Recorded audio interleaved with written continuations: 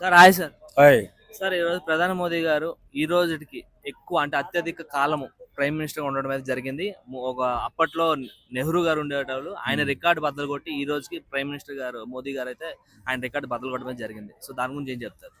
భారతదేశ ప్రజల మనసు పులకించిపోయింది. ఎందుకంటే భారతదేశానికి ఈరోజు ఇంత ధైర్యంగా ఇంత నిబద్ధతతో దేశం ముందుకెళ్తూ అభివృద్ధిని సాధిస్తుందంటే మోడీ గారు వచ్చిన తర్వాత ఎన్నో కార్యక్రమాలు చేస్తూ ప్రతి దేశం వాళ్ళతో అన్ని దేశాలతో సత్సంబంధాలు జరుపుకుంటూ వ్యాపార అభివృద్ధి కానీ స్నేహబంధం కానీ కొనసాగిస్తూ ముందుకెళ్తూ దేశానికి ఓ భద్రత బాధ్యత భరోసాలాగా నిలిచిన వ్యక్తి ఎవరైనా ఉన్నారంటే మన దేశంలో ఇప్పుడు మన ప్రధానమంత్రి నరేంద్ర మోడీ గారు.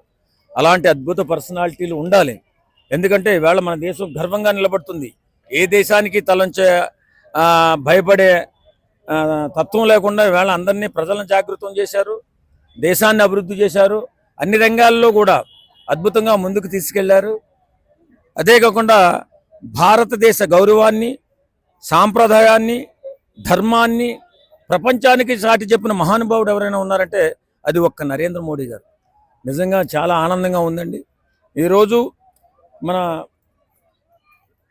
మాజీ ప్రధానమంత్రి జవహర్లాల్ నెహ్రూ గారి తర్వాత అత్యధిక ఆయన్ని మించి ఎక్కువ కాలం ప్రధానమంత్రిగా మన దేశానికి సేవలు అందించిన మహోన్నత బాటసారి మన నరేంద్ర మోడీ గారు. అయితే నెహ్రూ గారు ఉన్న టైంలో అంటే ఏదైతే ఆయన ఎక్కువ సంవత్సరాలు రికార్డు కొట్టారని చెప్పారు ఆ టైంలోనే ఆయనకు అపోజిషన్ అనేది లేదు. కానీ ఈ రోజు ఈయన మోదీ గారికి అపోజిషన్ ఉన్నప్పుడు కూడా దాన్ని బదలు కొట్టుకుంటూ ఆయన రికార్డు కొట్టడం అంటే చాలా గ్రేట్గా అనిపిస్తుంది. నిజంగా చాలా చాలా గ్రేట్ అండి. వేళ భారత ప్రజలు నమ్మారు మోడీ గారిని.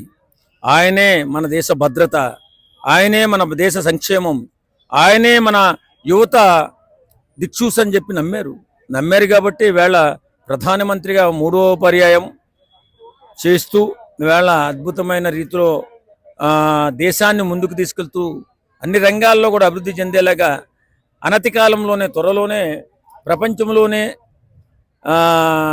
బలమైన శక్తిగా భారతదేశాన్ని నిలబెట్టే దిశగా ముందుకు వెళ్తుంది భారతదేశం. అంటే అది ఒక్క నరేంద్ర మోడీ గారి వల్లే. అంత గొప్ప పర్సనాలిటీ మన దేశానికి దొరకడం మన కాలంలో మన కళ్ళ ముందు మనం చూడడం మన అదృష్టం. అలాంటి వ్యక్తులు కదా ఏ దేశానికైనా ఆ దేశ గౌరవాన్ని ధైర్యాన్ని ముందుకు తీసుకెళ్లే వ్యక్తులు. అంత గొప్ప వ్యక్తి. సెల్యూట్ నరేంద్ర మోడీజీ. మీరు చిరకాలం చిరంజీవిగా ఉండి మన దేశాన్ని సుపరిపాలన అద్భుతమైన రీతిలో ముందుకు తీసుకెళ్ళి విజయవంతంగా ప్రపంచ పటంలో ముందు వరుసలో నిలబెట్టాలని మనస్ఫూర్తిగా కోరుకుంటున్నాం. అదేవిధంగా మీరు చేస్తున్న సేవలు, మీరు చూస్తున్న చూపు, మన దేశం పట్ల మీరు నింపిన ధైర్యం తరతరాల భావితరాలకు అందరికీ కూడా గుర్తుండిపోయేలాగా మీరు పరిపాలన సాగిస్తూ ముందుకెళ్తున్నారు. మీరు అన్ని రంగాల్లో ముందుకు తీసుకెళ్తున్నారు.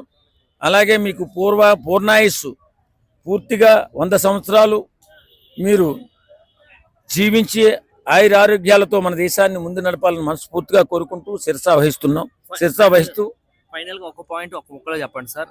ఈ నెక్స్ట్ ఎలక్షన్స్ ఏవైతే 2029 ఉన్నాయో ఆ ఎలక్షన్ లో నరేంద్ర మోదీ గారు ఉండాలనుకుంటున్నారా, అంటే కంటిన్యూ చేయాలనుకుంటున్నారా, లేదంటే ఇక్కడతో రిటైర్ తీసుకోవాలనుకుంటున్నారు? 100% నరేంద్ర మోడీ గారికి ఓపు ఉన్నంత కాలం ఆయన దేశాన్ని ముందుకు నడిపించాలని మనసా వాచ కర్మణ భగవంతుడిని ప్రమాణం చేసి చెప్తున్నాం. ఖచ్చితంగా ఆయనే ఉండాలి.